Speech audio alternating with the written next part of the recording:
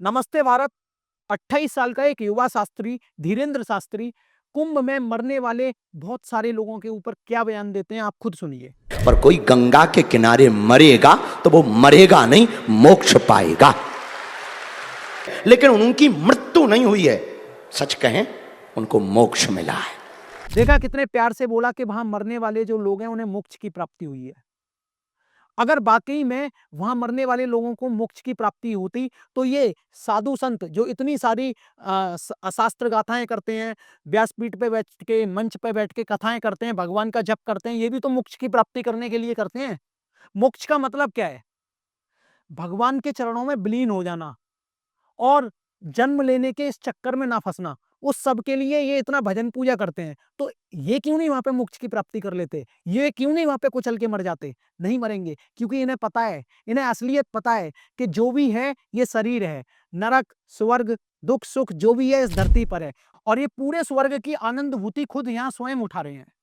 अब प्रयागराज में जो महाकुंभ लग रहा है वो एक ऐसा मेला है जहां करोड़ों की संख्या आती है। लोग वहां पर आस्था की डुबकी गंगा में लगाते हैं। अब इन्हीं आस्तिक लोगों को कुंभ में भगदड़ के दौरान जूझना पड़ता है और मरना पड़ता है। अब सरकारों को देखिए, इन गुरुओं को देखिए, ये सब वहां मौजूद थे, इनकी शक्तियां भी मौजूद थी, फिर भी वो लोग अपने अंतिम संस्कार भी नहीं करवा पाए। वहीं जेसीबी से गड्ढा खोदकर उन्हें दफन कर दिया गया। सोशल मीडिया ने और प्रिंट मीडिया ने ये तक नहीं बताया कि असलियत में कुंभ के मेले में कितने लोगों की मौत हुई है। तब एक किसी का शेर मुझे याद आता है, सब आपका था लेकिन सरकार उनका था। सच कैसे सामने आता जब अखबार उनका था? तो अखबार भी उनका है, मीडिया भी उनकी है, तो हमें नहीं पता चला कितने लोग मरे हैं। लेकिन वायरल वीडियोस से, थोड़ा बहुत सोशल मीडिया पर देखने से हमें ये तो पता चल गया कि वहां पर जो लोग थे वो 30, 40, 50, 100 नहीं थे, बहुत संख्या में थे। अब ऐसे लोगों का जीते जी तो ये कुछ नहीं कर पाए, लेकिन मरने के बाद भी धर्म परिवर्तन कर दिया। इन लोगों को इनके परिवारजन मुख अग्नि देते, अंतिम संस्कार करते, लेकिन क्या हुआ? गड्ढा खोदा, इन्हें दफन कर दिया गया। यूपी में वही सरकार है जो हिंदुओं के बिल्कुल सपोर्ट में रहती है, धर्म में, कर्म में, सब कुछ तरीके से। लेकिन आज जब यहाँ पे लोग जिनकी जान चली गई उनके परिवारजनों को पता भी नहीं लगने दिया, वहीं गड्ढा खोद के इन्हें दाब दिया। ये कहाँ तक सही है? उसके बाद जब ये व्यक्ति ऐसी बातें करेगा कि उन्हें मोक्ष प्राप्त हो गया, तब मैं आपको बताना चाहूंगा कि इसकी सच्चाई क्या है। आखिरकार मैं मानता हूं कि 27-28 साल के इस नवयुवक ने पूरे देश में, पूरे वर्ल्ड में हिंदू धर्म को, सनातन धर्म को आगे बढ़ाया है।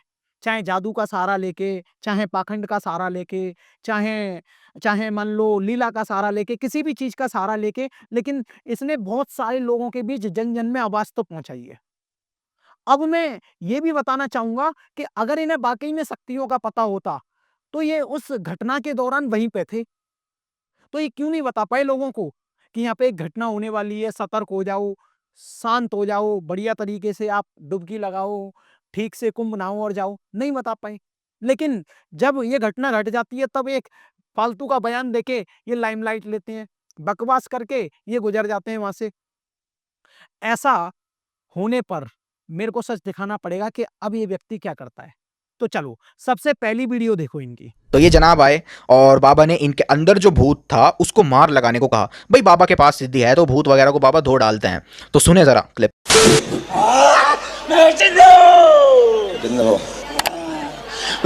लेकिन जब तक माइक नहीं उठाऊंगा तब तक मेरी एक्टिंग की आवाज दूसरों के पास कैसे जाएगी? इसका पूरा घर बर्बाद कर दूंगा और इसके घर में कोई संतान नहीं होने दूंगा। कोई करवा के दिखाए संतान तो जानू मैं। ये तो कुछ नहीं भाई साहब की ओवर एक्टिंग आप लोग चेक करें। इसी को तुम लोग चलो, तुम लोग चलो। नहीं छोड़ूंगा। और इस भूत को अपने क्लाइंट की इतनी टेंशन है कि पजामा नीचे सरकने नहीं दिया, ठीक है, पहले ही ऊपर कर लिया। आपने इस वीडियो को ढंग से देखा? इसने एक ऐसा भूत बिठा रखा है जो कि टेक्नोलॉजी के प्रति बड़ा सजग है। उस भूत को पता है कि मैं भूत बन के तो खेलूंगा यहाँ पे, लेकिन जब तक माइक नहीं उठाऊंगा तब तक मेरी एक्टिंग की आवाज दूसरों के पास कैसे जाएगी? जब वो भूत नीचे उतर जाता है तो अपना पैंट भी ऊपर की तरफ खिसकाता है, क्योंकि उसे अपने क्लाइंट का भी ध्यान रखना है जिसके ऊपर वो भूत आ चुका है। ठीक है ना? समझ रहे हो ना कैसे ओवर एक्टर हायर करते हैं ये लोग जनता को अपना चमत्कार दिखाने के लिए। और तो और दूसरा दूसरा दूसरा चित्रण भी देखिए आप। शास्त्री सबको पीछे हटाकर एक आदमी को आगे बुलाता है जो कि उसी का आदमी था, और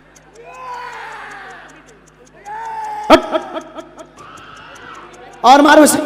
ये वीडियो 23 तारीख 5वें महीने 2022 का है, जब इस व्यक्ति को वहां प्लांटेड करके बिठाया जाता है और बागेश्वर धाम सरकार यानी कि धीरेन्द्र शास्त्री अपनी लीला दिखाते हैं और चमत्कार दिखाते हैं उसके ऊपर। फिर कुछ दिनों बाद इसी व्यक्ति को लाल टी शर्ट में आप देख सकते हो, जो कि 7वें महीने 2022 में है। देखो आप ये वीडियो। 23 तारीख 5वें महीने 2022 को बाबा ने काफी देर टहलने के बाद एक शख्स को बुलाया, यानी आगे लोग खड़े हैं, उसके बावजूद उन लोगों को हटाया गया और इस शख्स को आगे बुलाकर बाबा कुदाकर अपने साथ ले गए। फिर इस भाई ने पूरी ओवर एक्टिंग करी, पूरी। और मारो। अब इसका गला पकड़ो इसका। 8 तारीख 7वें महीने 2022 में बाबा ने फिर एक बार भक्तों की भारी भीड़ में से इसी शख्स को बुलवाया। अविनाश, एक लाल टी शर्ट वाला एक जो बालक यहाँ खड़ा होगा, इसको तो हाँ, इसको पकड़ के बुलवाओ जहां भी हो।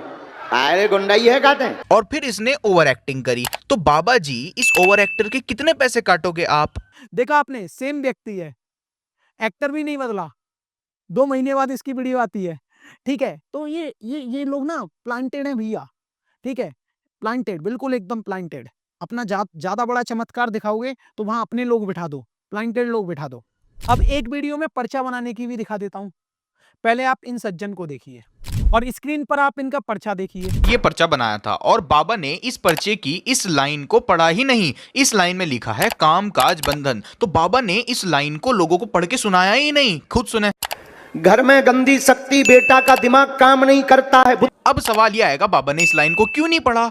क्योंकि ये भाई साहब ने आते ही कहा था मैं आर्मी में हूं और जम्मू में पोस्टेड हूं। हम आर्मी में ड्यूटी करते हैं, इस समय जम्मू में हम पोस्टेड हैं हम इस समय। तो जो शख्स आर्मी में होगा वो कामकाज की तलाश क्यों करेगा? तो बाबा ने भी अपनी इस गलती को छुपा लिया और लोगों के सामने पढ़ा ही नहीं। घर में गंदी शक्ति, बेटा का दिमाग काम नहीं करता है।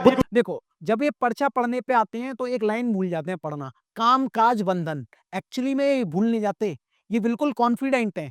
ये पर्चा बनाने से पहले उस व्यक्ति की बात सुनते हैं, सामने वाले की। अब उसने बोल दिया कि मैं आर्मी में कार्यरत हूं, तो अब एक व्यक्ति जो मिलिट्री में है वो जॉबलेस तो होगा नहीं, उसे कामकाज की तो कोई दिक्कत नहीं होगी, इसीलिए उन्होंने वो लाइन पढ़ी ही नहीं पर्चे से। तो ऐसे कई घटनाएं हैं जो कि मैं आज आपको दिखाता रहूं तो रात तक मेरी वीडियो समाप्त होगी। कहने का मतलब क्या है, इनका जादू या इनकी ये जो ट्रिक है माइंड रीडिंग की, वो है ना कमजोर लोगों के सामने ही चल पाती है और उसी चीज का ये भारत में फायदा उठाते हैं। कारण क्या है, भारत में जो बहुत सारे लोग हैं वो पाखंड पे विश्वास करते हैं, वो जादुओं पर विश्वास करते हैं, वो लीला पर विश्वास करते हैं, वो पर्चा पर विश्वास करते हैं, वो मेहनत पे कम विश्वास करते हैं, वो जल्दी रिजल्ट आए इस चीज पर विश्वास करते हैं।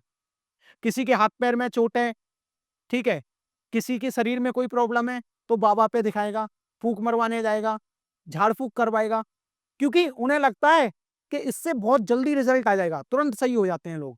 तो ऐसे बाबाओं को फिर पूजा जाता है, ठीक है। क्यों पूजा जाता है? क्योंकि वो एक ट्रिक करके लोगों को बेवकूफ तो बना गए और उन्हें ये भी समझा गए कि हमने ये ठीक कर दिया। यही काम ये व्यक्ति करते हैं। पर अगर मैं ज्यादा खुल के बोलता हूं तो फिर लोग ये कहते हैं कि नहीं, ये तो हमारे लिए पूजनीय है, ये हैं वो हैं। तो ऐसा कुछ नहीं है, क्योंकि अगर ये व्यासपीठ पे बैठ के अगर बहुत अच्छी कथा आपको सुनाएंगे तो आप खुद नहीं सुन पाओगे। इसीलिए ये चमत्कार, ढोंग, लीला, पाखंड करके दिखाते हैं आपको, ठीक है। बहुत अच्छी कथा अगर कोई व्यासपीठ पे बैठ के कर रहा है ना तो उसके व्यूज नहीं आते इतने, उसको सब्सक्राइबर नहीं मिलते इतने, ठीक है, क्योंकि उसे लोग सुनना पसंद ही नहीं करते। ज्ञान को लोग अर्जित ही नहीं करना चाहते। लोग तो क्या देखना चाहते हैं? लीला, जादू, पाखंड, ठीक है। आप ज्यादा नहीं बुलवाओ, है ना। अब मेरी बात सुनो आप, इतना सा आपसे विनम्र निवेदन है कि आप पाखंड पे भरोसा मत करो। कुंभ में अपनी आस्था को लेकर अगर डुबकी लगाने जा रहे हो तो ढंग से जाओ, क्योंकि शरीर ही सबसे पहली प्रायोरिटी है। पहला सुख निरोगी काया, ये बात जिसने भी कही है एकदम बिल्कुल सूक्ष्म बात है, मस्त बात है। जब काया निरोगी होगी, काया परेशान नहीं होगी, तो यही आपका सबसे पहला सुख है। और हाँ, एक लास्ट चीज, फन इन पाठशाला का एप्लीकेशन आ चुका है जिसपे मैं एक्सपेरिमेंट के साथ फिजिक्स पढ़ाता हूँ। बहुत सस्ते कोर्सेस हैं और गवर्नमेंट एग्जाम का 9th to 12th NEET, IIT, JEE सारे कोर्सेस आपको मिलेंगे। तो लिंक डिस्क्रिप्शन में आप लोग डाउनलोड कर लेना और कुंभ में बहुत अच्छे तरीके से अगर जाना चाहते हो तो बढ़िया तरीके से शरीर की स्वेच्छा करके नहाना धोना। जय हिंद, जय भारत।